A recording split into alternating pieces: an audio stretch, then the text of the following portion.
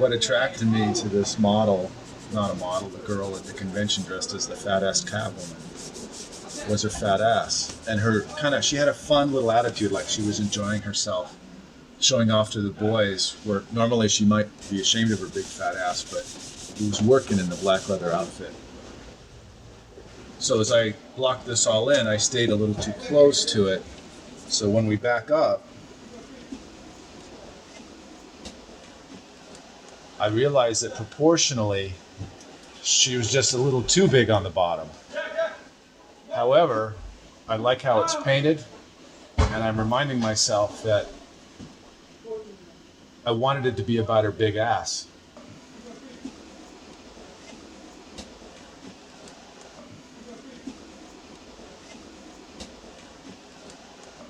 I really like the flow of the superheroes. Yeah. Just take a look around the gallery. It's one nice little move. Well, I mean, we agree now it's kind of the crux of the This won't be plugged in, but man, last time I was right up and I saw, so I thought I was going to have help, but she bailed last month. Okay, that's We're on our own.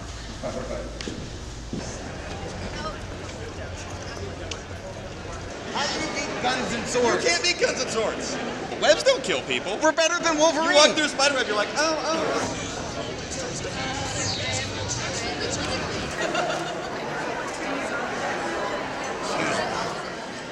You can hear we're all saying the same thing. It's a really good paint room. No, it's Arthur from the 25th anniversary. I really want to film you, but I want to do it too bad. Yeah, I'm really that way. Have you seen the documentary about you guys called Professional to the Superhero? I know of it. The guy who started it kind of was the star, was a guy on Hollywood Boulevard who's been doing it for 20 years. Yeah, Superman. He looks like Christopher Reeve. Yeah, Yeah, so we went on his break and I got some great shots of him counting his tips and smoking cigarettes. You know, that's the kind of little quiet moments. Gentlemen, this is like the worst possible place you could post. Okay, we'll move. I mean, seriously, your regular job? Excuse me? I mean, your regular job in real life? Regular job. I'm an engineer in real life. Oh, yeah? Yeah. I was in aerospace. Okay. So I worked on. Thank you guys.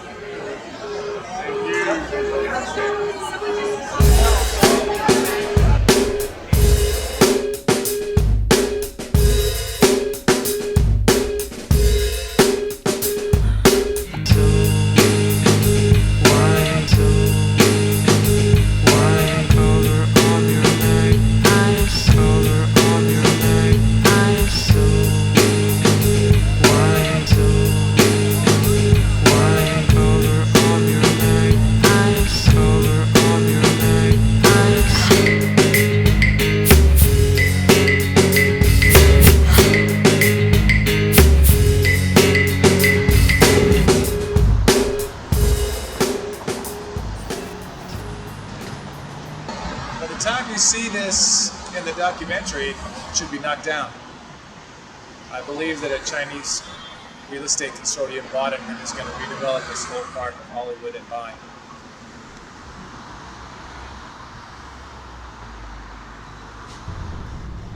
If you like these places so much, like the Salton-Sea, the place we photographed and then I did this painting of, why don't you just paint it out there?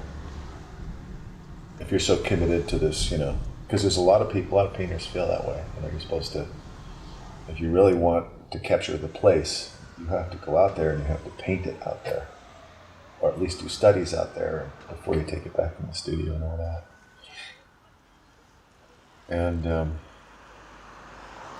I have a rationale on why it's better to work in photography, which is a verboten thing to say.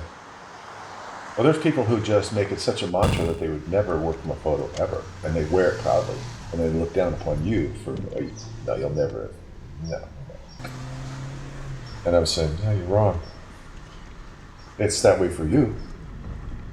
But then to go say this is how it is, that you should never work in photography, it's ridiculous. So ridiculous. However, I did spend 5 to 6 years painting outside a couple times a week. Put my time in doing it.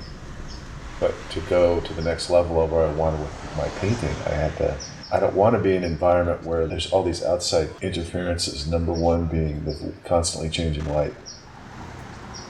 Number two being people around or whatever. Maybe not so much of a problem there, but a sort of necessity of the complexity of real life fights trying to make something simple and abstract and expressionistic. People can do it. Of course, they can go outside and work and make it as abstract as possible, I guess. But for me, it's so much more controllable in the studio to relax and just use this as this kind of skeleton for how I just want to personally express whatever I want to do. So that does kind of seemingly runs in conflict with this idea of how much the feeling of the place and all that other stuff that I'm attracted to when I take that picture of that thing. But the point of it is that I want to paint that moment, and that's the only thing that freezes those moments completely is photography. I always sort of pictured this being my center of interest, they like to call it. This area is competing with it because of the dramatic dark here and the rich color and the shapes. So I have to decide if it supports it or competes too much with it. I could dull this down, but I really like how it looks. So I may do something to this to make this even more. It's my impulse right now.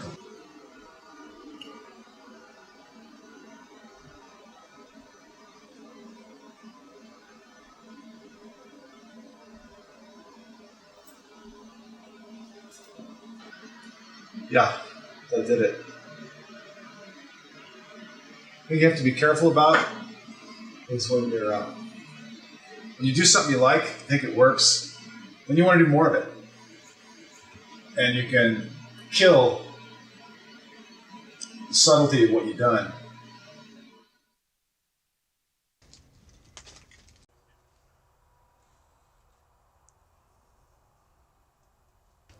There's plenty of realist painters, plenty of them, but I think most of them are the impressionist type. You know, it's a little looser, it's a little bit more all about color and light. And it changes all over the place, so it's just, and then the details. It's very seductive when you're outside, far more than in a photograph, because a photograph's not accurate at all. It all mushes together. It just becomes these, it gets simpler and flatter. And I was like, yeah, thank you for helping me. Yeah, it's down to these great shapes, light and dark shapes and stuff like that. Mushing it all together, helping you see transitions. It's great. Adding color that's not really there, or just the color spectrum in a camera, or even if you play with it on Photoshop too, to push things and pull things. When you walk around these devastated areas like in the Salton-Sea, it's like you just poke my head around every corner. And you look around in here, even though it's just some junk thrown somewhere, the composition, the light, all these different elements might make for a good painting. We've been through a lot of buildings and trailers today. I'll look through many of them, and maybe I'll only find one shot that I think is really worth doing a painting of. Maybe I'll find 10, 20. And I like the feeling of like people here, they're gone now, it's still standing. And it really shouldn't be here. Most communities would just knock this shit down.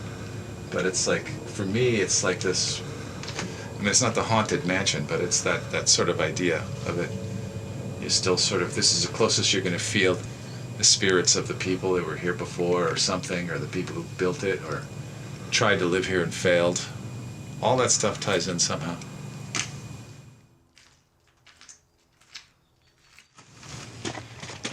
Here's an example of what I call a found still life. Nobody set this up to be a piece of art. But there's something I like about these different shapes of these elements. The light against the dark. This little power switch, which is never going to work again. And the paint roller, God knows how long it's sat there. But there's something interesting about that shot.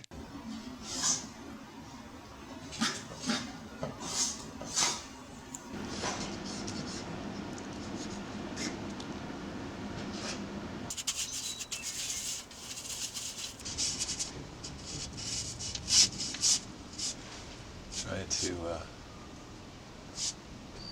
replicate the natural quality of the aged cut wood, rather than you get it by just a expressionistic stroke, rather than doing realism where you would carefully try to somehow match paint with exactly what that looks like.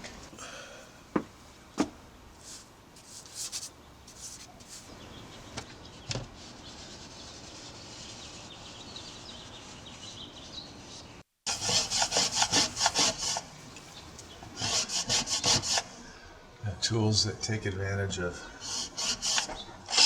the texture of the subject you're doing, that highlight the paint on wood. So again, you scratch away at something, or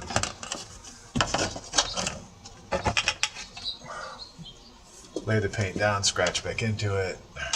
You're just trying to create more texture.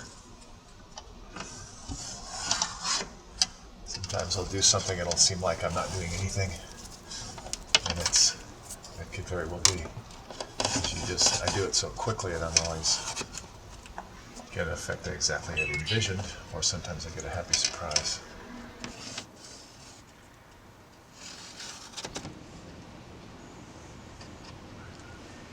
There's some old orange paint on there that hadn't dried, it bled into there, and it's a happy accident. I like it. I do this initial stage with the mineral spirits. Is that, as you can see from the transparent quality of it, and there's a certain kind of flat transparent quality that from watering down the paint to get the drip effect, to get the texture, to get it's just kind of, it's hard to explain, but it's just sort of an interaction of how the thinning product reacts to the paint, so you can work transparently. That's the effect I'm looking for. And if I try to do it with oil, I know another oil-based solvent, thinner, whatever, just doesn't look the same. There's nothing better than mineral spirits. Sometimes I'll restate part of the drawing, pencil, where I think it can work just as pencil. At least I'm attempting to see if it will. And I may paint over that. I may leave it in. It might be a combination of the two. Part of this is for a graphic approach to define things. Sometimes it can give you a pleasing sort of stylization trick. Stuart Chills, the painter, does this to great effect. I sometimes am even afraid to do it because it's going to make my painting look like a Stuart Chills painting. That's what happens when you have a good teacher and you like their work. You've got to be careful not to try to be them. Sometimes it's just even pulling one little trick out of their bag of tricks that makes you seem too much like a wannabe of their work. It's not sitting on top of it very well. It's trying to separate and beat up. But I don't mind that, because it's just another texture that will be sort of natural looking and cool when we're done, theoretically. Trying to get that dry brush. Feels like the wood underneath. I mean, the wood we're representing.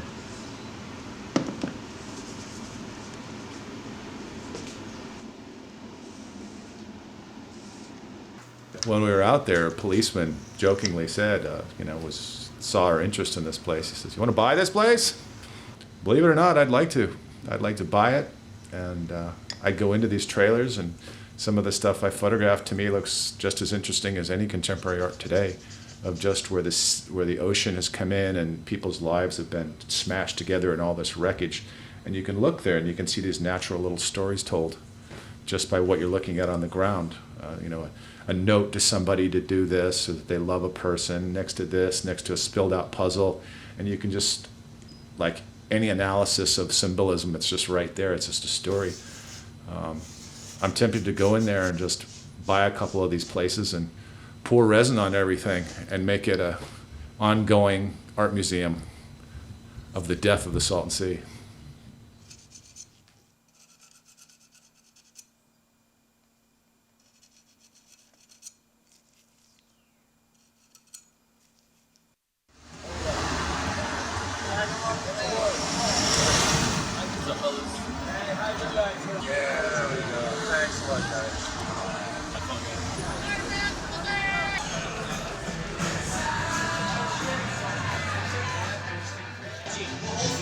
That's a girl's dream right there. She's in Hollywood from St. Louis. She's in country. She wants to make out with Spider-Man. Come on.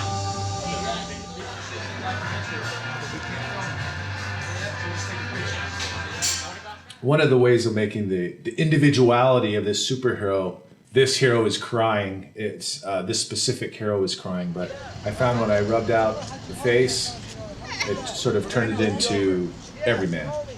And this is exactly what these guys are down there. They're everyman portraying these heroes.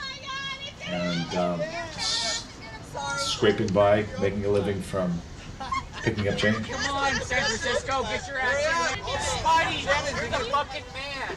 Hold on. All right, I owe these boys a drink. Come on, you guys go inside whatever you want. It's on me.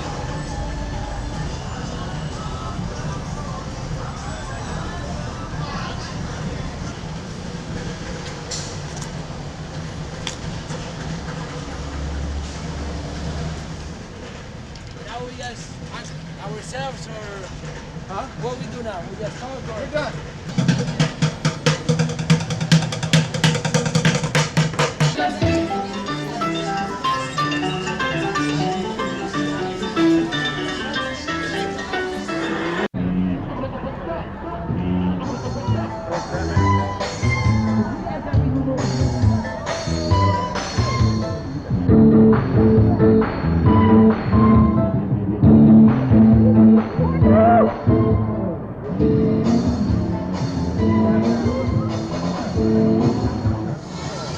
Show it to you?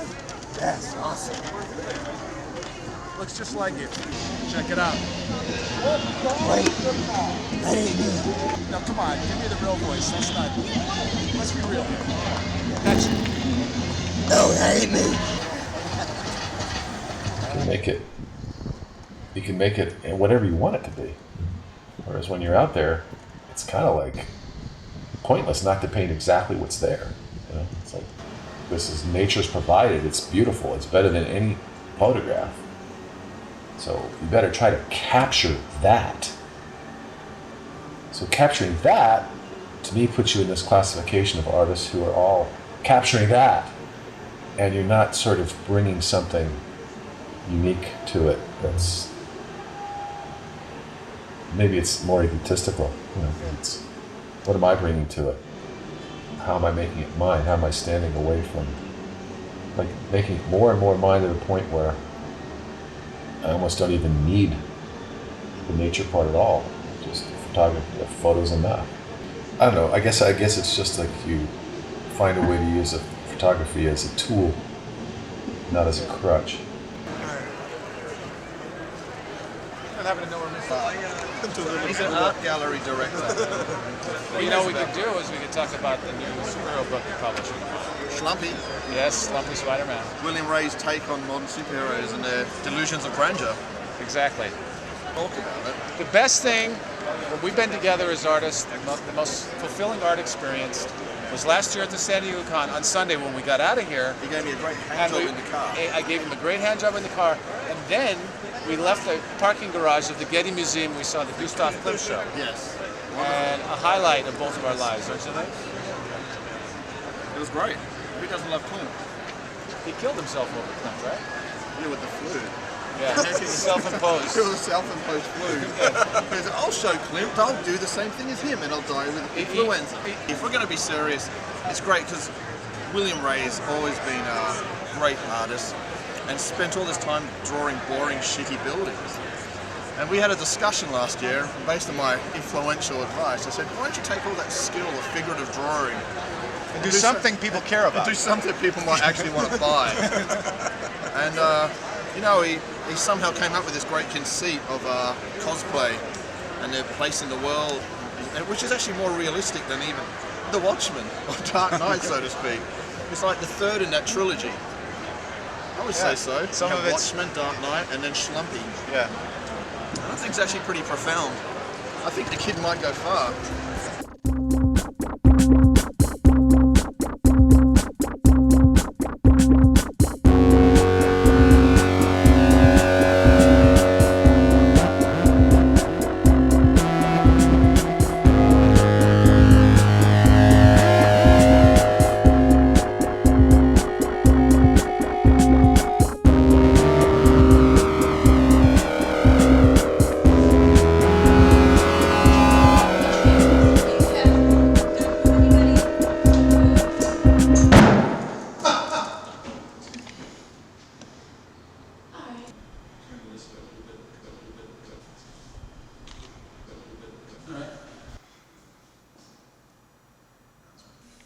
She's Tinkerbell, so she doesn't want to be caught doing the normal things. I don't even know how to do that on my face. You know, just I don't even know how to do that. no, like you're kind of looking for the person who's going to catch you naked or something.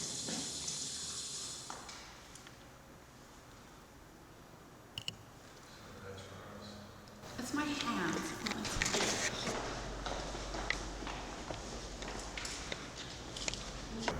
I know, I wish we had a lighter. You have a lighter?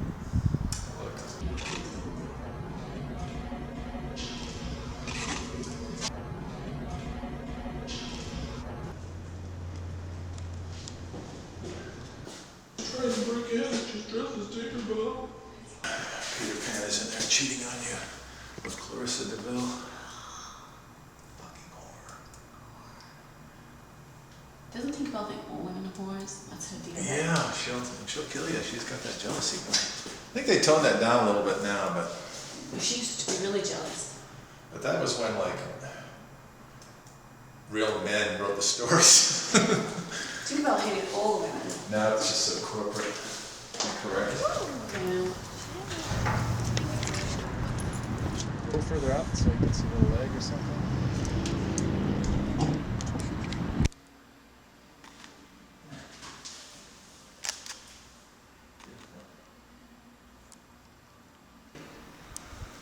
Or just so it's more of a sideways direction. Just trying to get a little more of that red behind you in the shot. Okay, let's try the other direction. Same thing basically. We're despairing or whatever. A little more despairing? Hold on, let me just stand up a second. A little more despairing or less despairing? More. More. Got it.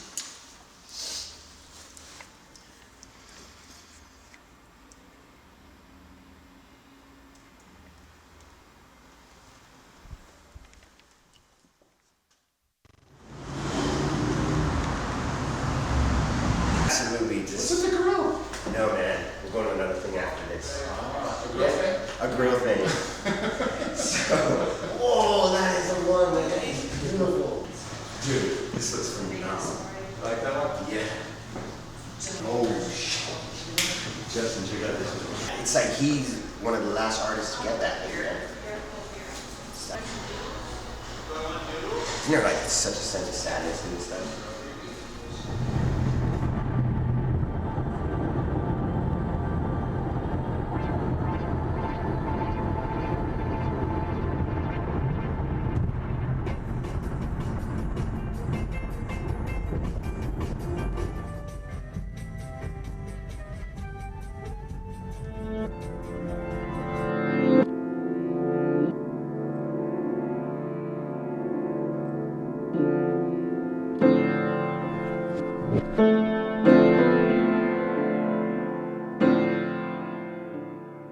all my favorite abstract artists at least had some grounding Well, sure. in traditional skills. Right, some grounding. And they had a little period, like if you look at Diebenkorn, he had a little period where he was trying to make his drawing better. Mm-hmm. But he, as far as I know, in the work we've seen, I've never seen anything that... I've never seen anything that was, for instance, as good as Wayne Thiebaud when it comes to drawing a figure. Right. I still love his work. Do you hold that against him? Do you think that's a shortcoming on Diebenkorn's... I wonder, because I think he's a perfect example of someone who embraced his shortcomings. Yeah, That's what you're talking that's about. what I say. But I still, put it right out there. Still, the core of everything, of all his great paintings, Yeah. is some sort of thing from life. If he had learned to paint like Rembrandt or Sargent or whoever we put on that level, could he still have painted the way we know he painted this beautiful work? Could he have backed up? There's no way to know that, but all I can go is based on myself in the end. Yeah. And I used to paint what a lot of people would consider better than I paint now. Okay. In other words, it was more realistic, Right. more representational in every way. So you were able to... A critical, I could say, well, that was more representational, but what you're doing now is better. Look, when you're talking about the democracy of the public, Yeah. I'll post an old painting, get much better response than the latest new one. Much better. Because it's a little tighter, it's a safer subject. Mm-hmm. You found It has a tendency to be a certain amount of people have followed me who are reluctantly, some of them are reluctantly going, and I'm doing a lot of abstraction, they're kind of reluctant about that, but giving me a thumbs up. But if I give them exactly what they're painting, a little better, they love it. Of course, yeah. You know, and there's a trap in that. But I've always just kept going. You keep moving the ball. Kept going. That's important. What you're doing is you're dismantling some of this technique, some of this But it is skill. It is that choice. You know? It is a choice, but I just don't know how far you could take it. Had gotten a little, maybe not like Sargent, but if he had gotten a little better, yeah, would that have stopped him from painting his windows in the end? I don't think it would have. Okay, let's name some artist that was, let's say, a de Kooning or any of the abstract expressions guys. Pollock obviously couldn't draw very well at all, but somebody who was truly a great painter who also did great abstracts, conceptual work. Yeah. A good example would be Phil Hale. Don't know him. Phil Hale's he's American born but lives in England. Okay. And paints totally realistically. He used to do comic book illustration type covers and things. His current work, while still quite representational, he's juxtaposing things more. It's like he's taking reference photographs, cutting them all up, putting them together, and then painting them. And they become these realistic, abstract narrative. Another person who's interviewed in this film, Ashley Wood, who's a patron of mine. His work is totally representational based, yet he's brought in comic book style and distortion, and more he's taking out the pure skill stuff and putting in the expression.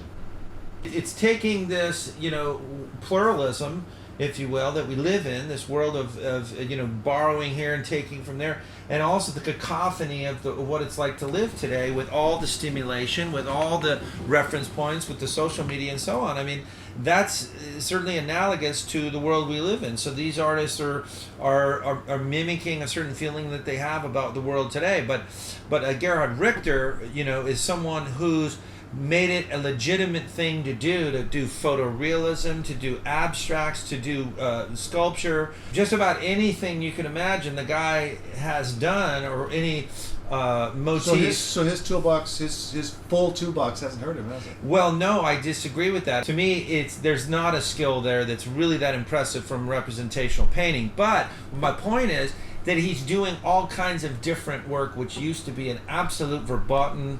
You couldn't do that. He's opened that wide open. To spend 10 years more trying to be that great painter that he could have been? No. No matter what? I don't know. No, I don't know. But if I had to guess, I would say no. But I don't know that to be true. He's living in a time when he was coming up that there was just no point to it, really. That's right. Yeah. Agreed. It was like he had to put 10 more years at the wheel of becoming a Rembrandt. And would it have been more interesting? Would David Hockney have been more interesting if he could paint better when he was young? I say for sure not. I say for sure yes, but... Okay, well, we totally disagree on that. His work was interesting because it was crude, because it was flat in many ways. It was lacking certain skill, and that made it wonderful. And if he was a better painter, he would have been totally boring. If he was a better painter, those phone doodles that he does and blows up would be way better than they are.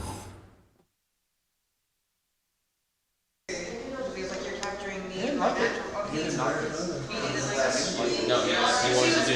That's his fantasy. Because in his head, when he does that, he's actually Captain America. And you're accepting of him being Captain America. I knew that he was the fat guy Captain America. Right. That's not the moment. As soon as they're where you're there, they're posing. And it's difficult. Like that's a pose shot. I brought him into the bar, down the street.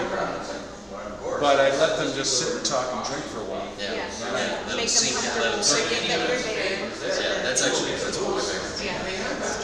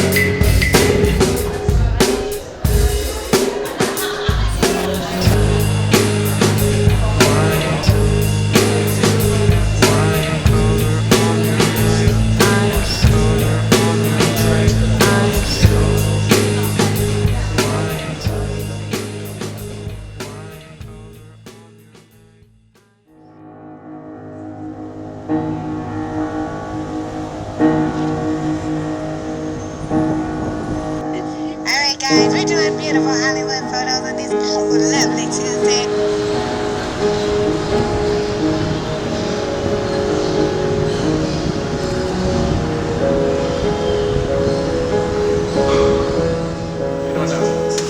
Just go for it, see what happens.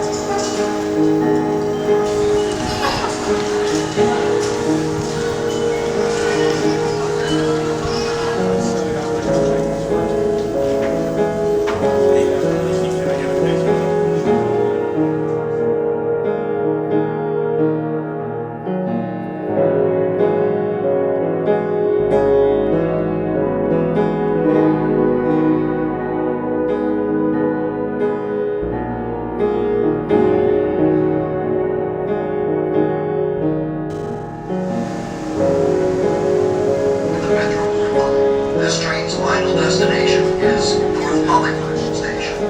Bienvenidos a bordo de Central Red Line.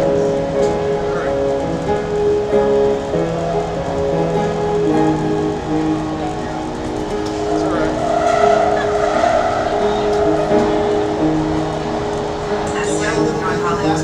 Salga aquí para el Distrito Novo Arts. Conecte con Metro Orange Line en esta parada. La plataforma para abordaje se encuentra.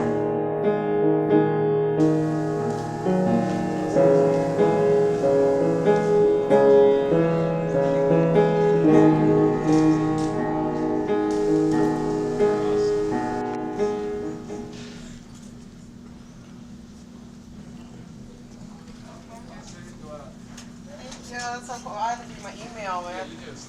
Okay. I gotta wait.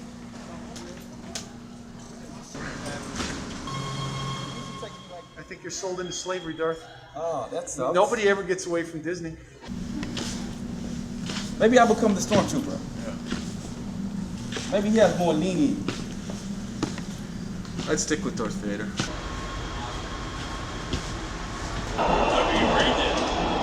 You just sold your soul. That's all right.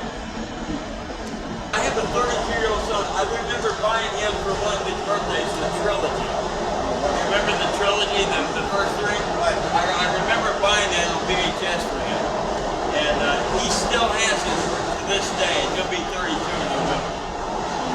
Yeah. Yeah. That orange cord. That's a good move. Yeah. All right, guys. Good to meet you. Dark. I've never been into black men till this.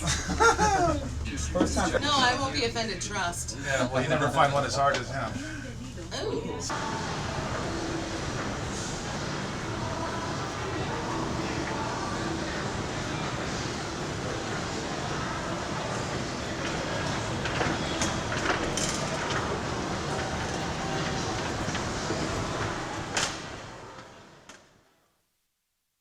Wintertime in Detroit, right now, 2014.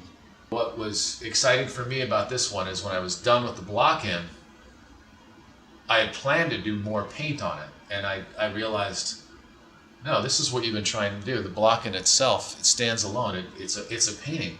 All you really need to do, and you'll see a few places where I put actual paint on here, where I just wanted to touch up what I felt was a couple little spots that needed defining. It went rather quickly, and it was like, oh, I'm done. Stop. And I had a absolute plan to make this sky cooler when this was dry, to do a transparent wash of a cooler color here, and I realized I didn't need it. It's like it works. It's got everything you wanted from it. It's bleak and it's abstract, but and expressionistic, but representational too. You can see its houses in the little town back there, or whatever. This was kind of a breakthrough for me, that I was able to do it in that first shot and not have to do a series of transparent layers over the top like a lot of my paintings are, and then I come back with opaque paint over the top of that. So rather than 3 steps, this is 1, and that's not going to happen every time. It's not my absolute end all. Like I would just want to only do my paintings that way, but it seems to be a really good solution for things that can kind of be done in 1 or 2 colors like this.